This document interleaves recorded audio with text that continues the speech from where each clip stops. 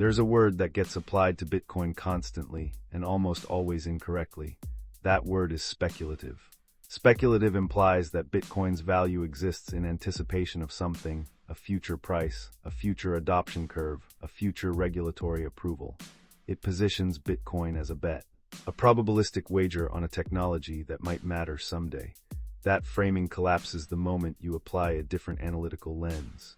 Not the lens of a trader looking for asymmetric return, the lens of a capital structure analyst examining what function an asset performs inside a system and who controls access to that function. The dislocation is this: the market prices Bitcoin as a risk asset correlated to liquidity cycles. Meanwhile, a structurally distinct use case is compounding in the background. One that is not captured by price correlation, not reflected in funding rates, and not visible in ETF flow data. Bitcoin is functioning, right now, as operational infrastructure for financial sovereignty. And the capital markets have not priced that function at all. That asymmetry is the signal this analysis decodes. To understand why Bitcoin's freedom infrastructure is systematically underpriced, you have to understand the macro environment that is driving demand for it. Three structural forces are operating simultaneously. First, sovereign debt dynamics are constraining the policy flexibility of central banks in most developed economies. When debt-to-GDP ratios reach structurally elevated levels, as they have across the G7, the real cost of sustained rate normalization becomes a fiscal event, not just a monetary one. Central banks face an implicit constraint: tighten aggressively, and you accelerate sovereign refinancing stress. The historical precedent from the 1940s and early 1950s demonstrates how this resolves. Through financial repression, yield curve control, and the gradual erosion of real purchasing power, rather than explicit default. The mechanism is not new, only the actors change. Second, capital controls are not a relic of emerging market history, they are an active policy instrument.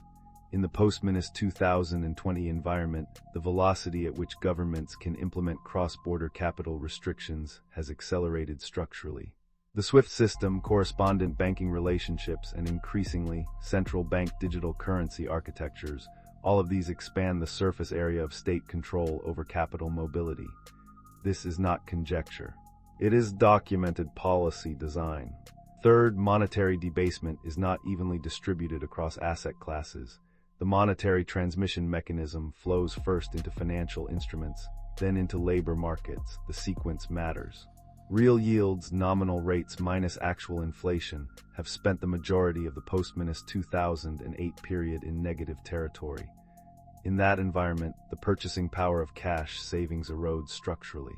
That is not a temporary condition, it is the design outcome.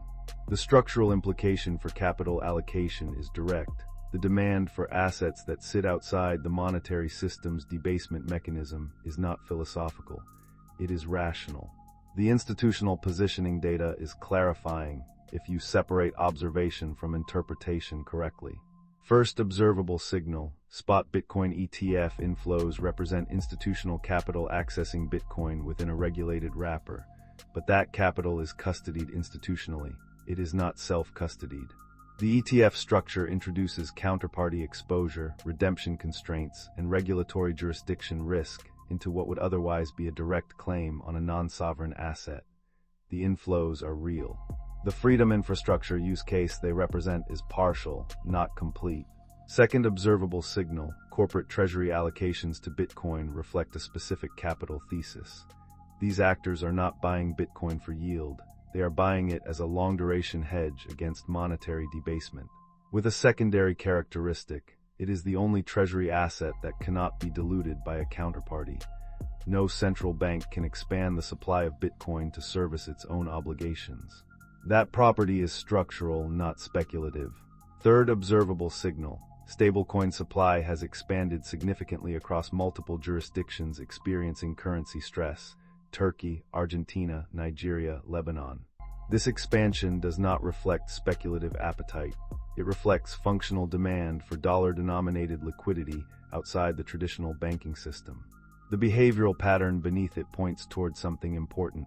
When access to stable value is structurally threatened, capital seeks alternatives through decentralized rails. stablecoin adoption is the first-order signal. Bitcoin self-custody is the second-order structural destination for that same incentive. The interpretation across all three signals is consistent. Institutional capital is accessing Bitcoin inside the system. Individual capital under monetary stress is accessing Bitcoin outside the system. Both movements are real. The freedom infrastructure use case is the latter, and it is growing in environments where the former does not reach.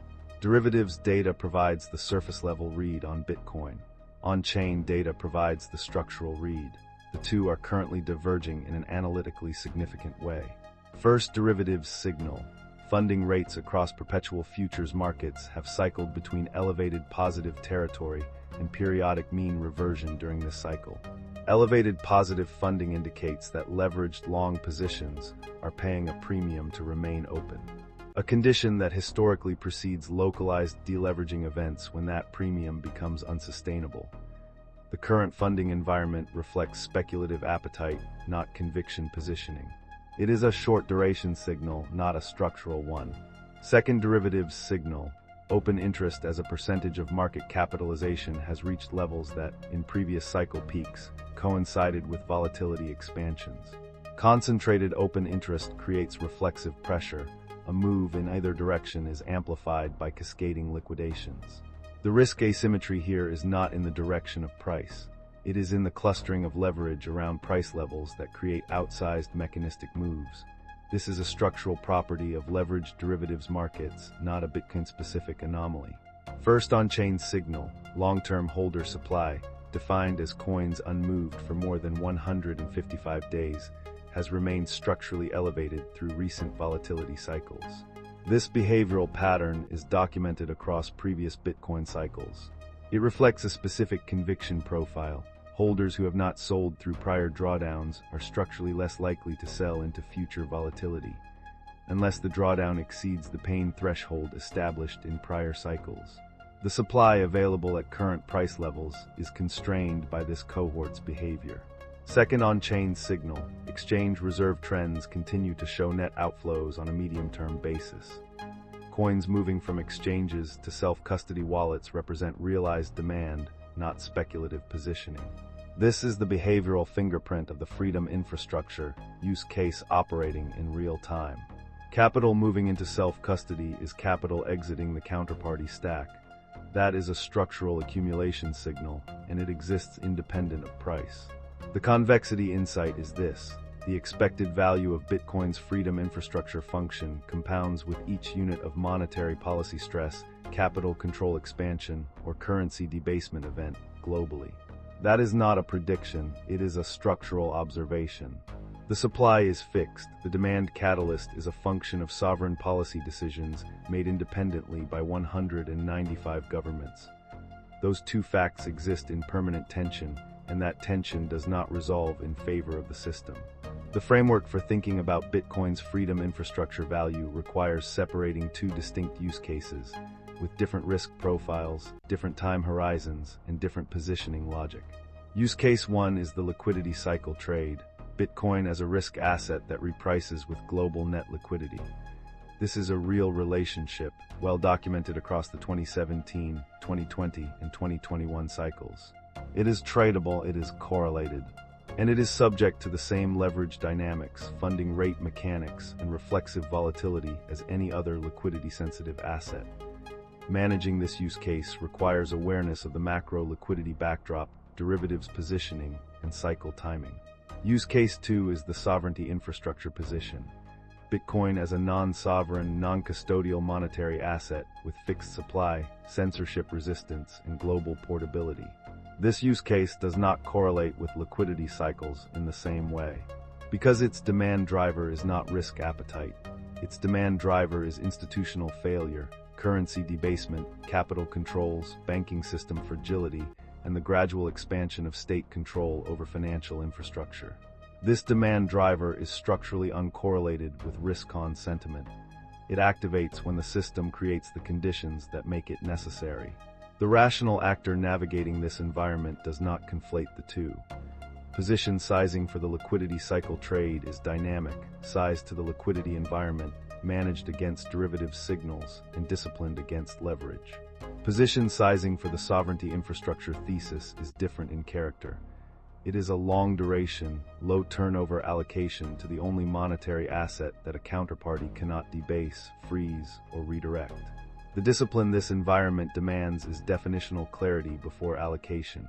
The question is not whether to own Bitcoin. The question is which function you are positioning for and whether your structure matches your thesis. Capital that cannot be seized is not a luxury position. In an environment of expanding monetary control infrastructure, it is the foundational layer of any structurally coherent financial architecture. The freedom tool was never hiding, it was always visible, to those who knew which function to look for. This is 21 Protocol. Freedom is not a feeling, it's a structure. If you don't build yours, they will build over you.